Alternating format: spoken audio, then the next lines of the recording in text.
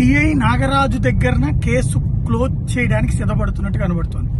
ఏదైతే నిన్న రాత్రి కంటే నిన్నట జగన్ అక్కడికి వెళ్లటం, అంతకుముందు వాళ్ళ అమ్మ ఇష్యూ సీరియస్ కావడం, పవన్ కళ్యాణ్ చంద్రబాబుని కలవడం, ఈ పరిణామాల నేపథ్యంలో కేసు త్వరగా క్లోజ్ చేయడంలో భాగంగా నాగరాజు వరకు చుట్టేటట్టే కనబడుతుంది. ఎందుకంటే హత్యాయత్నం కేసు నాగరాజు మీద పెట్టారు.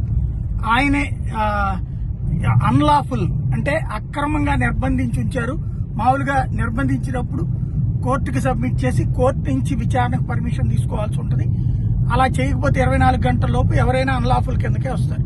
అలాంటిది నెల 40 రోజులు, అది కూడా కోర్టులో పిటిషన్లు ఉండగా కూడా కోర్టుకు కూడా తప్పుదో పట్టించి ఉంచినటువంటి వేసి పెట్టేసి, అలాగే వాళ్ళ అమ్మ సాక్ష్యంతో పాటుగా మిగతా వాళ్ళ సాక్ష్యం వాళ్ళ ఇంటికి వెళ్ళి వివరణ తీసుకోవడం, వాళ్ళు చెప్పడం, అమ్మ పోలీస్ స్టేషన్కి వెళ్ళినప్పుడు మీ అబ్బాయిని చంపేస్తానని చెప్పినటువంటి పాయింట్తో పాటు వెళ్ళి దండేసుకోమని చెప్పినటువంటి కాన్సెప్ట్, దానికి ప్రత్యక్ష సాక్షులు ఉన్నారు. అలాగే ఆమె అక్కడ ఉండగానే ఇసిరిసిరి కొట్టడం, అతని పైనుంచి ఏడుస్తుంటాం, అట్లాగే వాళ్ళ అమ్మ ఎదురుగుండానే 2 కానిస్టేబుళ్లు చెరోభుజం మీద చెయ్యేసి తీసుకెళ్లి పైన ఇసిరేసినటువంటి ఇవన్నీ వాళ్ళు చెప్తున్నారు. కాబట్టి ఈ బేసిస్ మీద నాగరాజు మీద హత్యా ప్రయత్నంతో పాటుగా ప్రస్తుతానికి కేసు నమోదు చేశారు. మరికొంతమంది కానిస్టేబుళ్లతో ఈ కేసుని ముగించడానికి సిద్ధపడుతున్నారు.